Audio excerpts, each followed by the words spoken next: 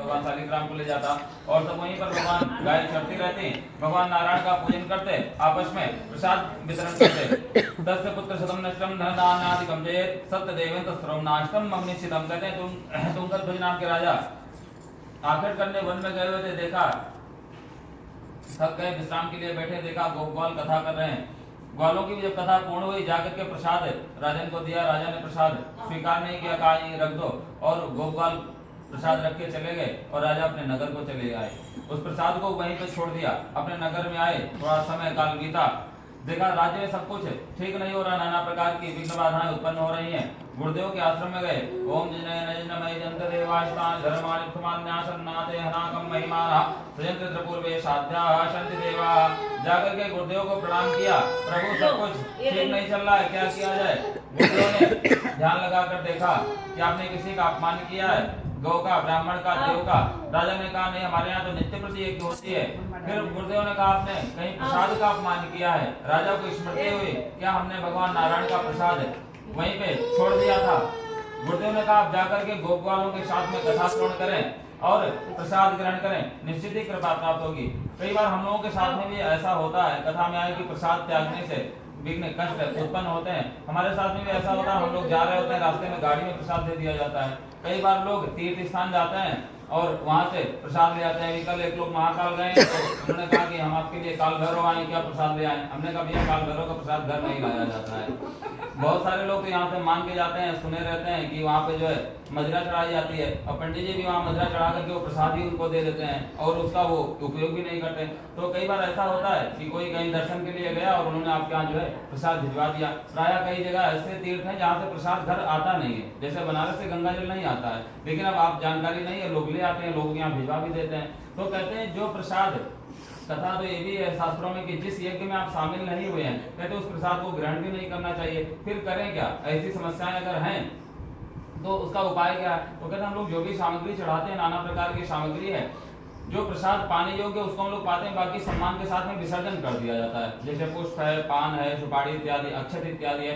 उसको हम लोग विसर्जन कर देते हैं। तो कहते हैं जो आपको लगता है कि प्रसाद हम नहीं पा सकते हैं, तो उसको अपने सामने एक गाय को खिला दें या उचित रूप से उसको आप विसर्जन कर सकते हैं, विसर्जन कर दें। ऐसे प्रसाद तो नहीं किसी ने प्रसाद दिया आपने वही छोड़ दिया, या आपने कहा हम नहीं ले सकते हैं, या आपने फेंक दिया। कहते हैं इससे प्रसाद का अपमान होता है। आप लेने के पश्चात बहुत सारी चीजें, जैसे हम लोग तुलसी माला पहनते हैं या कोई भी सामग्री जो भी प्रसाद वाली यूज करते हैं, जब लगता है कि उसमें कोई दोष आ गया है तो हम क्या करते हैं, उसको विसर्जन कर देते हैं। तो प्रायः इसी प्रकार हर प्रसाद का होता है। यदि कोई प्रसाद आपके पाने योग्य नहीं है तो उसको फिर विसर्जन कर दिया जाता है। ये दम कुरुते सत्य व्रतम परमम दुर्लभम श्रवणिक धाम पुण्याम भक्त्युक्तः फल प्रदान। कहते हैं तुंगध्वज नाम के राजा वहीं गोपकालों के साथ में भगवान सत्यनारायण का पूजन अर्चन किया और उनको भी कृपा प्राप्त हुई। धन धान्यादिकम तस्य भवेत् सत्य प्रसादतः दरिद्रो लभते वित्तम बद्धो मुच्येत बंधनात् भीतो भयात् मुच्येत सत्यमेव संत्या ईप्सितं फलं भुक्त्वा शान्ते सत्यपुरं व्रजेत् इति वह कहितं विप्रा सत्यनारायण अमृतम यत् कृत्वा सर्व दुःखेभ्यो मुक्तो भवत् मानवा। कहते इससे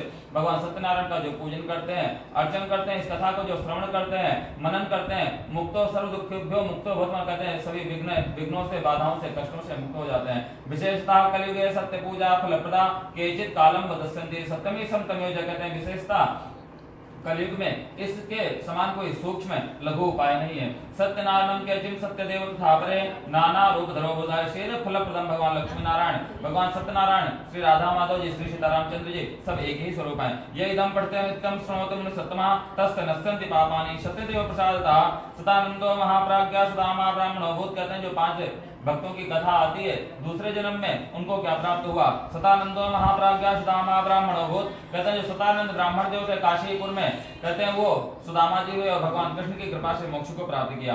काष्ठभारो, कहते हैं जो लकड़ी बेचने वाला लकड़हारा था, कहते हैं निषाद राज हुए, भगवान राम की कृपा से मोक्ष को प्राप्त किया। उल्कामुख महाराजा नृपो दशरथ, कहते हैं जो उल्कामुख नाम के राजा थे, महाराज दशरथ हुए, भगवान राम की कृपा से मोक्ष को प्राप्त किए। धार्मिक आसक्त संदेश साधु मौरत ध्वजवत, कहते हैं जो साधु नामक वैश्य थे, बार बार संकल्प तोड़ रहे थे, नाना प्रकार के विघ्नों को उठाया। कहते हैं वो तुंगध्वज मौरध्वज नाम के राजा हुए। इनकी कथा भागवत जी में आती है। मौरध्वज नाम के राजा के अर्जुन ने प्रश्न किया एक बार भगवान कृष्ण से कि हे माधव, आपका सबसे परम भक्त कौन है, परम वैष्णव कौन है। अर्जुन को ऐसा लग रहा था भगवान कृष्ण कहेंगे पार्थ आपसे बड़ा भक्त कौन है।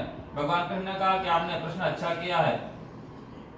इसके लिए मृत्यु लोक चलना पड़ेगा, पृथ्वी लोक चलना पड़ेगा, क्योंकि परीक्षा लेनी पड़ेगी। अर्जुन को संदेह हुआ कि भगवान कृष्ण ऐसा क्यों कह रहे हैं। दोनों ब्राह्मण के वेश में, साथ में एक सिंह है। राजा मोरध्वज की नगरी में पहुंचे। आदेश हुआ, उस दिन भी एकादशी थी आज की तरह, कि ब्राह्मण आए हैं, फलाहार करेंगे। राजा ने भी आदेश दे दिया।